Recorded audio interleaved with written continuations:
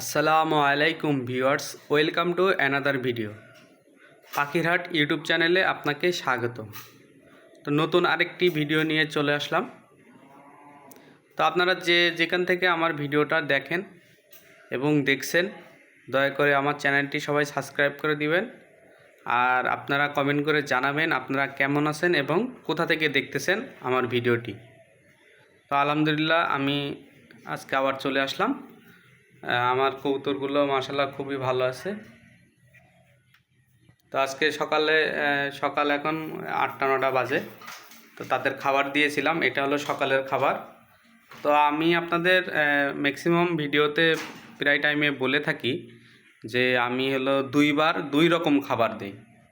তো আপনারা দেখতেছেন এই যে সকালে খাবার দিলাম, এখন আবার হলো আপনার 4টা 4:30টার দিকে আবার দিব। এইটা মনে করেন যে এখন দিয়েছি, এই তো মনে হয় 10 মিনিট কি 10 মিনিটের মতো হয়েছে, মনে হয় 10 মিনিট। তো ওরা খাবার একটু খাচ্ছে, 10-15 মিনিট হতে পারে। তো ওরা খাবার খাচ্ছে এখনও।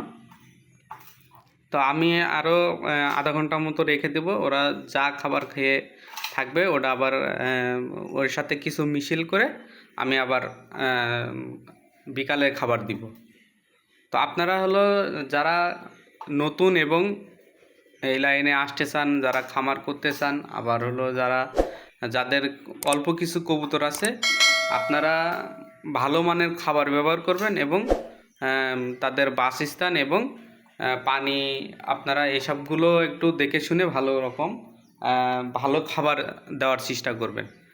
তো ভালো খাবার দেওয়ার চেষ্টা করবেন, এর ভিতরে আপনার খাবার অপচয় যেন না হয় সেই ইয়াও আপনার দেখতে হবে। তা অপচয় আপনি খাবার দিবেন। কেউ কেউ যারা নতুন এই লাইনে আসেন তারা মনে করেন কি সবসময় মনে হয় খাবার দিয়ে রাখলে তাদের ইচ্ছা মতো খেয়ে নেবে, কিন্তু না। খাবার কিন্তু আপনার দিয়ে আবার উঠাই নিতে হয়, খাবার দিয়ে আবার উঠাই নেওয়া লাগে, তাহলে ওদের খাবারের পরে একটু চাহিদা থাকে। তখন যখন আপনারা খাবার আপনার খাবার পাত্র দিয়ে রাখবেন সবসময়, তখন কিন্তু ওদের খাবারের একটা চাহিদা সবসময় মনে করেন যে একটা কমে আসে। তো যে 2 টাইমে খাবার দিবেন, অল্প অল্প বেশি খাবার দিবেন না। দুইজন কবুতরের জন্য, এক জোড়া কবুতরের জন্য 1 থেকে 1.5 মুঠ খাবারই তাদের যথেষ্ট। আপনার হলো 2বারে মনে করেন 2 মুঠ কি 2.5 মুঠ খাবার দিবেন তাদের, মাশাআল্লাহ তাতেই হয়ে যাবে। আর হলো পানিটা দিনে 2-3বার 2-3বার পাল্টাই দিলে ভালো হয়, নতুন নতুন পানি দিবেন। তো আপনার কবুতর সুস্থ রাখার সবচেয়ে বড় ভূমিকা রাখে পানি আর হলো ভালো খাবার। ভালো খাবার আপনার এখন বাজারে বিশাল রকমের ফাঙ্গাস পড়া এই খাবার পাওয়া যাচ্ছে। আপনারা দয়া করে এই ভালো এই খারাপ খাবার থেকে বিরত থাকবেন। কারণ হলো একটা কবুতর হলো সবাই মনে করেন শখের থেকেই হলো ব্যবসা। এটা হলো আগে আপনি শখ থেকে পালবেন। কেউ এমন তো আসে নাই যে একসাথেই মনে করেন যে 100 জোড়া কবুতর কিনে 100 জোড়া সে হলো ব্যবসা শুরু করছে। তো কেউ হলো 10 জোড়া, কেউ 5 জোড়া, কেউ 2 জোড়া, কেউ হলো 20 জোড়া থেকে শুরু করছে। মাশাআল্লাহ এমনিই হলো শুরু হয়। তো আপনারা যে যেখান থেকে দেখতেছেন দয়া করে আমার চ্যানেলটি সবাই সাবস্ক্রাইব করে দিবেন। নতুন নতুন ভিডিও পেতে আমাদের চ্যানেলটি সাবস্ক্রাইব করে রাখবেন, তাহলে হলো প্রত্যেক দিন আপনি ভিডিওটা পেয়ে যাবেন সবার আগে। তো মাশাআল্লাহ আমি কিন্তু আমার ইয়াগুলো দেখতেছেন, আমি আমার এই পাশের যে ইয়াটা ছিল, বেড়াটা ছিল, আমি কিন্তু সেটা সরিয়ে দিছি। তো আমার একটা খুবই খারাপ লাগার একটা বিষয় আছে, আপনাদের সাথে শেয়ার করব।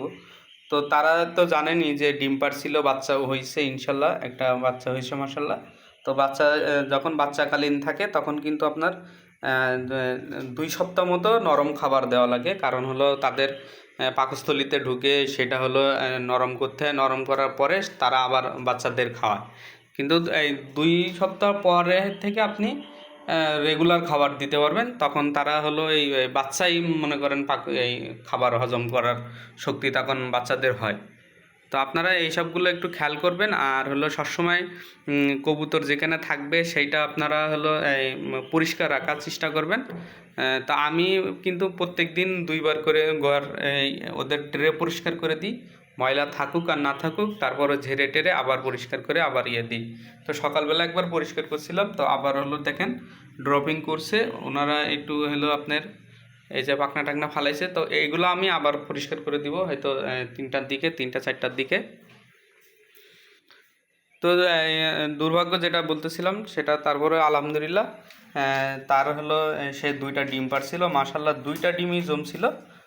তো একটা ডিম বলতে কি বাচ্চা সহ দেখলাম গরমের ভিতরে হয়তো বাচ্চা সহ মারা গেছে ভিতরে, ডিমের ভিতরে। তো এটা হলো দুর্ভাগ্য।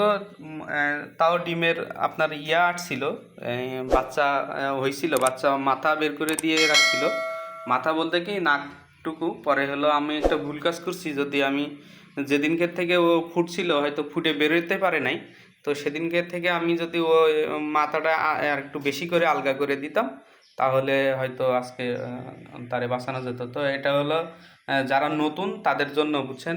আর আমি হলো এই লাইনে একেবারে নতুন না, একেবারে পুরাতন না, আমি কখনো এরকমভাবে ডিমে বাচ্চা করি নাই। তো এটা হলো এটা শিক্ষা হলো আর কি। তো আপনাদের জন্য যারা নতুন আছেন আবার যারা বুঝেন কম তাদের জন্য একটা শিক্ষা, তারা আপনারা এই ইনশাল্লাহ এই ভিডিওটা দেখে বুঝতে পারবেন যে কবুতরের ডিমের ভিতরে কবুতর কেন মারা যায়। কয়েকটা কারণ আছে, ডিমের ভেতরে বেরোয় আসতে পারে না কবুতর, এর কিন্তু কয়েকটা কারণ আছে। তো এই কারণ নিয়ে আমি আরেকটি ভিডিও আপনাদের দিব ইনশাল্লাহ। তো আজকে আল্লাহ হাফেজ, সবাই ভালো থাকবেন। কে কোথা থেকে দেখতেছেন দয়া করে আমার চ্যানেলটি সবাই সাবস্ক্রাইব করে দিবেন, পাখিরহাট ইউটিউব চ্যানেলের পাশে থাকবেন। আল্লাহ হাফেজ, আসসালামু আলাইকুম।